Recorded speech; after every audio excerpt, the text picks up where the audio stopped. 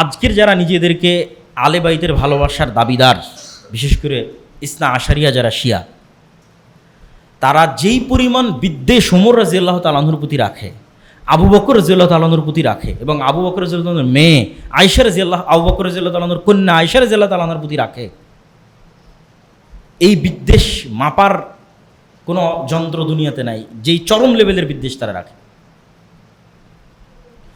অথচ রাসূল সাল্লাল্লাহু আলাইহি ওয়াসাল্লাম, সাহাবীরা বলছেন, আলী রাদিয়াল্লাহু তাআলা আনহু বলছেন, উসমান রাদিয়াল্লাহু তাআলা আনহু বলছেন যে আল্লাহর নবী তার জীবনের যে ঘটনাই বলা শুরু করুক, ধরেন আপনি আমাকে ফোন দিয়েছেন যে আব্দুল্লাহ ভাই আপনি কোথায় আছেন, কে কে আছে আপনার সাথে, তো বলে আমি আছি আর আব্বু আছে, অথবা আমার ভাই আব্দুর রহমান আছে বা আব্দুর রহিম আছে। আবার আর একদিন আমি একটা গল্প শোনাচ্ছি আপনাদেরকে, আমি কক্সবাজার গেছিলাম, আমি ছিলাম আর অমুক ছিল, আমি রংপুর গেছিলাম, আমি ছিলাম আর অমুক ছিল। তো আমার জীবনের ঘটনার সাথে সবসময় আর দুটা মানুষের নাম আপনি শুনতে পান, মানে একটা ঘটনাও এমন পাওয়া যায় না যেই ঘটনায় ওই দুটা মানুষের নাম আল্লাহর নবী বলে না গল্পের সময়, যে আমি আজকে ওখানে গেছিলাম, আমি আবু বকর আর ওমর, আমরা ওখান থেকে বের হয়েছিলাম, আমি আবু বকর আর ওমর, আজকে এক জায়গায় দাওয়াত ছিল, দাওয়াত খেতে গেছে, আমি আবু বকর আর ওমর। তাহলে মুহাম্মদ সাল্লাল্লাহু আলাইহি সাল্লামের 24 ঘন্টার সবচেয়ে বেশি সময় যেই দুইজনের সাথে কাটে, সেই দুইজন হচ্ছেন আবু বকর এবং ওমর রাদিয়াল্লাহু তাআলা আনহু। এখন আশ্চর্যজনক, দুঃখজনক হলেও সত্য যে ইহুদিদের কাছে মুসা আলাইহিস সালামের সাথে যারা ছিল তারা জনপ্রিয়। মুসা আলাইহিস সালামের খাদেম ইউশা বিন নুন খিজিরের সফরে গেছিল, তো মুসা আলাইহিস সালামের সাথে যারা ছিল, মুসা আলাইহিস সালামের ভাই হারুন, তারা ইহুদিদের কাছে জনপ্রিয়, সম্মানের পাত্র। খ্রিস্টানদের রাস্তাঘাট, কল কলেজ, কারখানা সব কিছু ঈসা আলাইহিস সালামের যে 12 জন হাওয়ারি ছিল ওই 12 জনের নামে। তাহলে ঈসা আলাইহিস সালামের সঙ্গী 12 জন খ্রিস্টানদের কাছে সম্মানের পাত্র, ইহুদিদের কাছে মুসা আলাইহিস সালামের সঙ্গী সম্মানের পাত্র। আর এই রাফিজিদের কাছে আমার নবী মুহাম্মদ সাল্লাল্লাহু আলাইহি ওয়াসাল্লাম কতটা খারাপ হলে মুহাম্মদ সাল্লাল্লাহু আলাইহি ওয়াসাল্লামের সাথে যারা সবসময় থাকতো ওদের প্রতি এদের সবচেয়ে বেশি বিদ্বেষ। তাহলে তো আমার নবীকে দোষ দেওয়া, যদি ইহুদি খ্রিস্টানদের চেয়ে তো খারাপ হয়ে গেল। আমার যদি আবু বকর এবং ওমর খারাপ হয় তাহলে 100% আমার নবীও খারাপ, নাউজুবিল্লাহ। তাহলে আবু বকর এবং ওমরের প্রতি বিদ্বেষ পোষণ করা তো বহু দূরের কথা, ভালোবাসা থাকলেই ওটা ঈমানের অংশ, আর না থাকলে, বিদ্বেষ থাকলে কাফের হয়ে যেতে পারে। আবু বকর রাদিয়াল্লাহু তাআলা আনহু স্বাভাবিক মারা গেছে, আমাদের কোনো অবজেকশন নাই, কিন্তু ওমর রাদিয়াল্লাহু তাআলা আনহুকে তো হত্যা করা হয়েছে। তো ওমর রাদিয়াল্লাহু তাআলা আনহুর হত্যা সম্মানের দিক থেকে বেশি হৃদয় বিদারক না হাসান এবং হোসাইন রাদিয়াল্লাহু তাআলা আনহুর হত্যা বেশি হৃদয় বিদারক?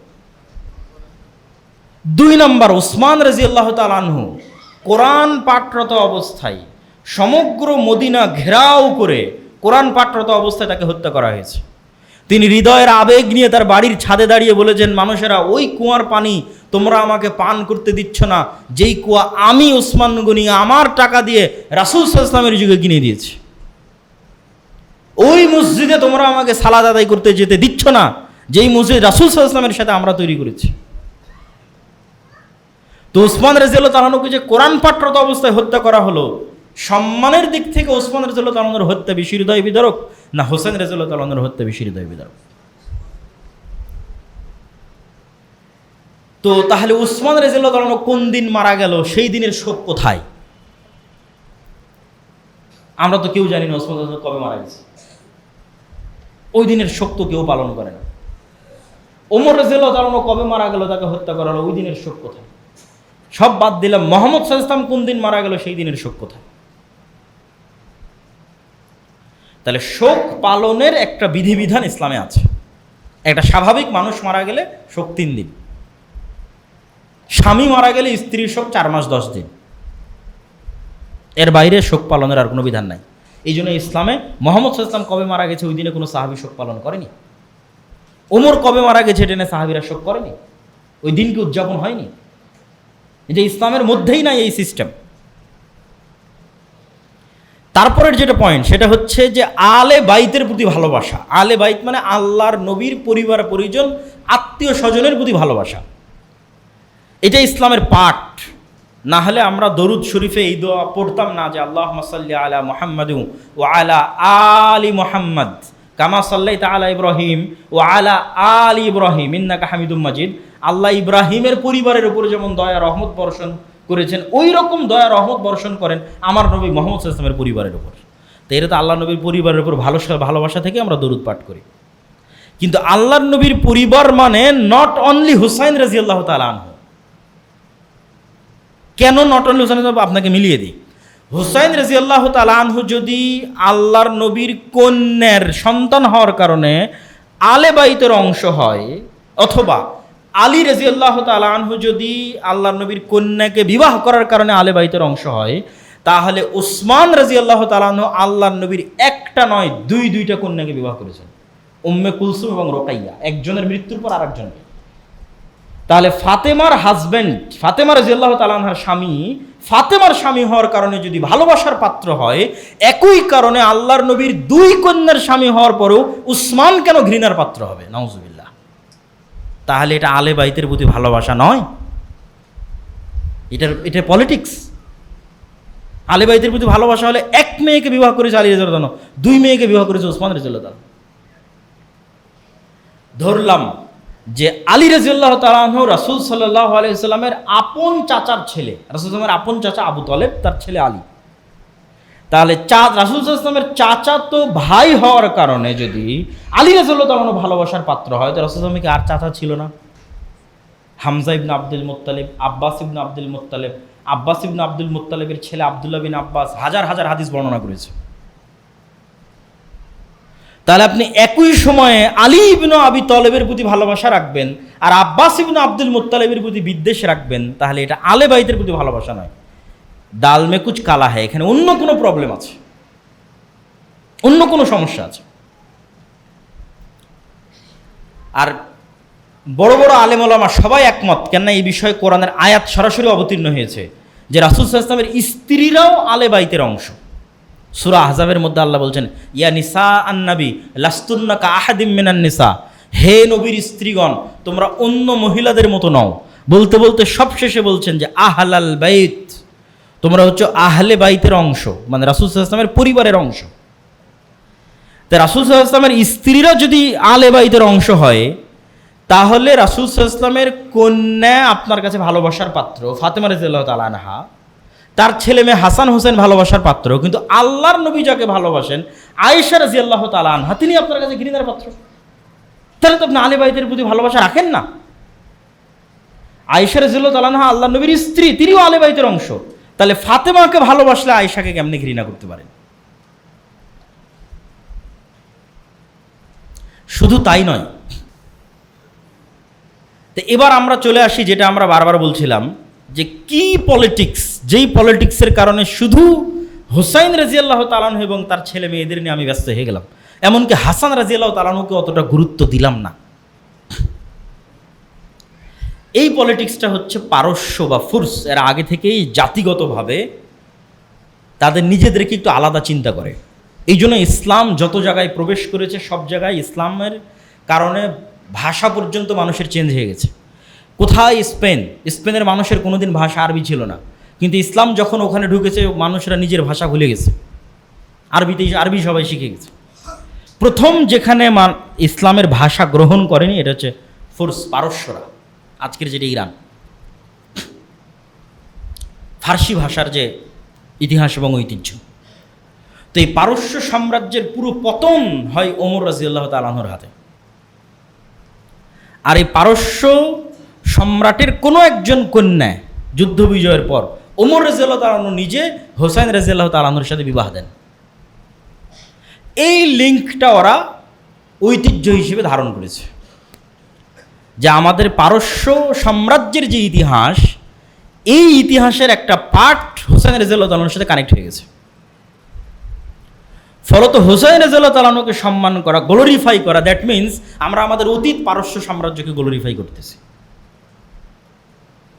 আর এই হৃদয় বিদারক গল্প বানিয়ে এইটার ভিকটিম করব হচ্ছে যারা পলিটিক্সে আমাদের বিরোধী,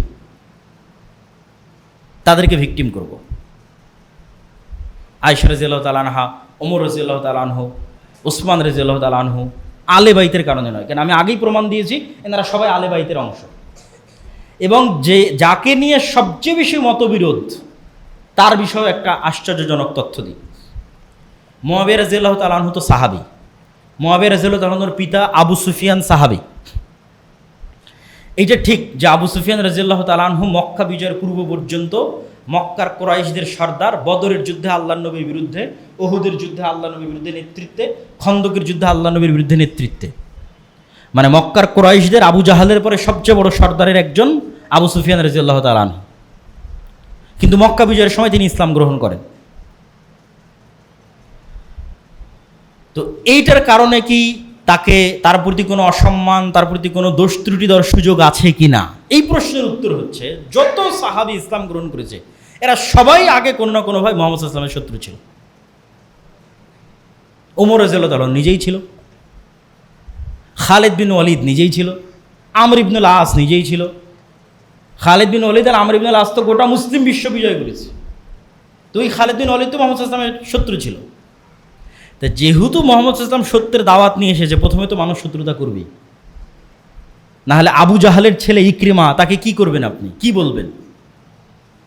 যারা মিথ্যা নবীর দাবিদার হয়েছিল ওমর আবু বকর রাদিয়াল্লাহু তাআলা আনহুর যুগে, তাদের বিরুদ্ধে সবচেয়ে বড় সেনাপতি ছিল আবু জাহালের ছেলে ইকরিমা মুসলমানদের পক্ষে। তখন আবু জাহালের ছেলে এই জন্য আপনি ঘৃণা করবেন, এই সুযোগ ইসলামে নাই। ইসলামের মানদণ্ড ভিত্তি হচ্ছে ঈমানের উপর। ইসলাম গ্রহণ করেছে সব শেষ, ইসলামের জন্য কাজ করেছে অতীতের সব শেষ। তো আবু সুফিয়ান রাদিয়াল্লাহু তাআলা আনহু বা উমাইয়া বংশ যারা, এরাও মুহাম্মদ সাল্লাল্লাহু আলাইহি ওয়াসাল্লামের বংশধারার সাথে কানেক্টেড, যেটাকে আমরা কুরাইশ বলি। রাসূল সাল্লাল্লাহু আলাইহি ওয়াসাল্লামের পরদাদা হচ্ছে আব্দে মানাফ। আব্দে মানাফের দুই ছেলে, এক ছেলের নাম হাশেম আর এক ছেলের নাম আব্দে শামস। হাশেমের বংশধর হচ্ছে আব্দুল মুত্তালিব মুহাম্মদ সাল্লাল্লাহু আলাইহি ওয়াসাল্লাম, আর আব্দে শামসের বংশধর হচ্ছে উমাইয়া হারব আর আবু সুফিয়ান। তাহলে আবু সুফিয়ান এবং তাদের বংশধরেরা ইব্রাহিমী এবং ইসমাইলি রক্তের উত্তরসূরি, এবং মুহাম্মদ সাল্লাল্লাহু আলাইহি ওয়াসাল্লামের যে কুরাইশ বংশ, এই কুরাইশ বংশের উত্তরসূরি। এক নাম্বার। দুই নাম্বার, আবু সুফিয়ান রাদিয়াল্লাহু তাআলা আনহুর কন্যা উম্মে হাবিবা, এটা অনেকেই জানে না, অথচ এটা প্রতিষ্ঠিত সত্য, এটা জানা দরকার, মানুষের বলা দরকার যে আবু সুফিয়ান রাদিয়াল্লাহু তাআলা আনহুর কন্যা উম্মে হাবিবা, যিনি মুআবিয়া রাদিয়াল্লাহু তাআলা আনহুর বোন, তিনি রাসূল সাল্লাল্লাহু আলাইহি ওয়াসাল্লামের স্ত্রী। তো আবু সুফিয়ান রাসূল সাল্লাল্লাহু আলাইহি ওয়াসাল্লামের শ্বশুর, আর মুআবিয়া রাদিয়াল্লাহু রাসূল সাল্লাল্লাহু আলাইহি ওয়াসাল্লামের সম্বন্ধী অথবা শালা। তাহলে আপনি তাদেরকে কোথায় থেকে আলে বাইতের বাইরে বের করবেন আর তাদের প্রতি বিদ্বেষ পোষণ করবেন? তিন নাম্বার, সর্বশেষ, আবু সুফিয়ান রাদিয়াল্লাহু রাসূল সাল্লাল্লাহু আলাইহি ওয়াসাল্লামের সাহাবী, মুআবিয়া রাদিয়াল্লাহু তাআলা রাসূল সাল্লাল্লাহু আলাইহি ওয়াসাল্লামের সাহাবী। একজন সালাফি সালেহিনের বক্তব্য দিয়ে এই পয়েন্টটা শেষ করব যে ওমর ইবনে আব্দুল আজিজ উমাইয়া বংশের একজন শাসক, যার ন্যায় পরায়ণতার কারণে মানুষ মনে করত যে তিনি পঞ্চম খলিফা হওয়ার যোগ্য। চারটে খোলাফায়ে রাশিদিনের পরে তিনি পঞ্চম খলিফা হবেন। তো তার সম্মান বাড়াতে বাড়াতে অনেকেই তাকে মুআবিয়া রাদিয়াল্লাহু তাআলা আনহুর চাইতে বেশি সম্মান দেওয়ার চেষ্টা করতেন। তখন সালাফে সালেহিনরা বললেন যে ওমর ইবনে আব্দুল আজিজের সারা জীবনের আমল আর মুআবিয়া রাদিয়াল্লাহু তাআলা আনহুর একটা রাকাত সালাত, একটা সিজদা, যা তিনি মুহাম্মদ সাল্লাল্লাহু আলাইহি সাল্লামের সাথে আদায় করেছেন, এমতো অবস্থায় যে তিনি মুহাম্মদ সাল্লাল্লাহু আলাইহি সাল্লামকে নবী হিসেবে ঈমান রাখেন, বিশ্বাস রাখেন, আল্লাহকে রব এবং ইলাহ হিসেবে বিশ্বাস রাখেন, ওমর ইবনে আব্দুল আজিজের সারা জীবনের আমলের চেয়ে শ্রেষ্ঠ। আর এটার পিছনে আল্লাহর নবীর হাদিস দলিল। আল্লাহ নবী বলছে, দুনিয়ার মানুষ, তোমরা উহুদ পাহাড়ের সমান দান করে আমার একজন সাহাবীর এক মুষ্টি স্বর্ণ দামের সমান নেকি অর্জন করতে পারবো না। কেন? দান করলেই তো হলো না, অন্তরের কোয়ালিটিটা কোথায়, ইমানের কোয়ালিটিটা কোথায়? তাহলে এই জন্য সাহাবীদের সম্মান সর্বোচ্চ জায়গায় রাখতে হবে। আলী রাদিয়াল্লাহু তাআলা আনহুর প্রতি যেমন আমাদের ভালোবাসা থাকবে, হোসেন রাদিয়াল্লাহু তাআলা আনহুর প্রতিও থাকবে, মুআবিয়ার প্রতিও থাকবে, আবু সুফিয়ানের প্রতিও থাকবে রাদিয়াল্লাহু তাআলা আনহুম আজমাইন, আয়েশা রাদিয়াল্লাহু তাআলা আনহার প্রতিও থাকবে। এটাই আহলুস সুন্নাত ওয়াল জামাতের আকীদা, এবং এটাই শ্রেষ্ঠ এবং সত্য আকীদা। এইটার মধ্যে যে বিভেদ তৈরি করার চেষ্টা করা হবে, ওটাই পলিটিক্স। যেই পলিটিক্স দিয়ে আমি গ্লোরিফাই করবো হোসেন রাদিয়াল্লাহু তাআলা আনহুকে, আর শত্রু বানাবো ওমর রাদিয়াল্লাহু তাআলা আনহুকে, শত্রু বানাবো উসমান রাদিয়াল্লাহু তাআলা আনহুকে, আলী রাদিয়াল্লাহু তাআলা আনহুকে গ্লোরিফাই করব, আর আলী রাদিয়াল্লাহু তাআলা আনহু নিজে বায়াত করলেন যে উসমানের হাতে, নিজে বায়াত করলেন যে ওমরের হাতে, নিজে বায়াত করলেন যে আবু বকরের হাতে, তাদেরকে শত্রু বানাবো, এটা পলিটিক্স, এইটার পার্ট হওয়া যাবে না। কিন্তু ঘটনা অবশ্যই হুসাইন রাদিয়াল্লাহু তাআলা আনহুর যে হত্যার ঘটনা, এটা অবশ্যই হৃদয় বিদারক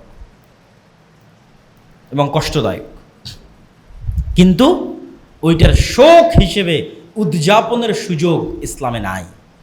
আর যখন এটা বাড়তে বাড়তে কোন লেভেলে চলে যায় যে আপনি ছুরি দিয়ে আপনার পিঠে আঘাত করে রক্তাক্ত করবেন, ছুরি দিয়ে আপনার মাথায় রক্তাক্ত করবেন, এটা তো আরও হারাম। রাসূল সাল্লাল্লাহু আলাইহি ওয়াসাল্লাম বলছে, সে আমার উম্মতের অংশ নয় যে শোক পালনে তার গাল টানে, তার জামা ছিঁড়ে, সে আমার উম্মতের অংশ না। রাসূল সাল্লাল্লাহু আলাইহি ওয়াসাল্লাম বলছেন, জাহিলি যুগের 4টা বৈশিষ্ট্যের একটা বৈশিষ্ট্য খুব ভয়ঙ্কর, সেটা নেয়াহা, শোক উদযাপন করা, এটা জাহিলি যুগের বৈশিষ্ট্যের একটা। এবং ওই যে হারাম মাসের বিধানের মধ্যে যে আয়াতটা পড়লাম, ওই আয়াতের সর্বশেষ অংশ হচ্ছে ফালা তাজলিমু ফিহিন্না আনফুসাকুম, তোমরা নিজেদের উপর জুলুম করিও না। আত্মহত্যা ইসলামে হারাম কেন? আপনি নিজে নিজের হাত কাটতে পারবেন না, এটা হারাম। এটা মানুষের সম্মান, আমরা যে মানুষের সম্মানের আলোচনা করলাম, হারাম মাসের সম্মানের আলোচনা করলাম, তাহলে আপনি শোক পালন করতে গিয়ে, তাজিয়া মিছিল করতে গিয়ে নিজের উপর জুলুম করবেন, অত্যাচার করবেন, আর সেটা দিনের অংশ হবে যে না, এটা সম্ভব না। তো প্রিয় উপস্থিতি, আমরা আমাদের আলোচনার সারমর্ম করি। আমাদের আলোচনার সারমর্ম হচ্ছে আমরা হারাম মাসের মধ্যে আছি। মাস যেমন হারাম হয়, এলাকা তেমন হারাম হয়, যেমন মক্কা মদিনা। হারাম সম্মানের কারণে হয়, অনেক হালাল বিধান তখন হারাম হয়ে যায়। আর আমরা হারাম মাসের যে মহরম মাস আছে, এই মহরম মাসের 10 তারিখ আশুরা শরীয়তে যেই কারণে উদযাপিত, সেটা হচ্ছে মুসা আলাইহিস সালামের নাজাতে মুসা আর ফেরাউনের ধ্বংস। তাহলে আপনি মহরম থেকে যদি কিছু শিখতে চান, তাহলে মুসার ফেরাউনের ইতিহাস আপনাকে পড়তে হবে, এবং এটা অন্য আর একদিন যদি আমাদের পক্ষে সুযোগ হয় আমরা আলোচনা করবো ইনশাল্লাহ, বা আমার আগের অন্য আলোচনা থেকে আপনারা শুনতে পারেন বানু ইসরাইলের ইতিহাস থেকে। আর এই দিনে যেই বিষয়গুলো উদযাপিত হচ্ছে আমাদের সমাজ এবং রাষ্ট্রে, ভারত উপমহাদেশে, কেন আমরা ইরান শাসিত, পারস্য শাসিত, শিয়াদের লিগ্যাসি আমরা বহন করি, এর অসংখ্য আলামত আছে। ফলত আমাদের অঞ্চলে ওই জিনিসগুলোর প্রভাব আছে, কিন্তু ওইটা করা কখনোই শরীয়ত সম্মত হবে না, যেগুলো আমি আপনাদের সামনে পরিষ্কার এবং স্পষ্ট করেছি। আর রাজনৈতিক যে আলোচনা আছে, এই আলোচনার মধ্যে সাহাবীদের সম্মান রক্ষা করতে হবে, বাস। সকল সাহাবীর সম্মান, ইজ্জত, মান সব কিছু রক্ষা করতে হবে এবং তাদের প্রতি ভালোবাসা রাখতে হবে। পলিটিক্সের কারণে কারো প্রতি বিদ্বেষ স্থাপন করা যাবে না। আল্লাহ সুবহানাহু ওয়া তাআলা আমাদেরকে সঠিক ঈমান, সঠিক আকীদা, এবং আজকের দিনে যারা সিয়াম আছেন তারা অনেক বড় ফজিলতের কাজ করছেন। অতীতের 1 বছরের গুনাহ ক্ষমা হওয়ার ঘোষণা রাসূল সাল্লাল্লাহু আলাইহি ওয়াসাল্লাম দিয়েছে। এবং আফজালুস সিয়াম বা'দা রমাদান শাহরুল্লাহিল মুহাররম, রমাজানের পরে সর্বশ্রেষ্ঠ সিয়াম হচ্ছে মুহররম মাসের সিয়াম। এবং রমাজান ফরজ হওয়ার আগে একটা সিয়ামই ফরজ ছিল, সেটা হচ্ছে আশুরার সিয়াম। তাহলে এটার অনেক ফজিলত। এগুলো একটা ফজিলতের সাথেও কারবালার কানেকশন না, এগুলো সবগুলোর কানেকশন মুসা আলাইহিস সালামের মুক্তি আর ফেরাউনের ডুবে যাওয়া। আল্লাহ সুবহানাহু ওয়া তাআলা আমাদের সঠিক বিষয় জানার, মানার তৌফিক দান করুক। আল্লাহুম্মা আমিন।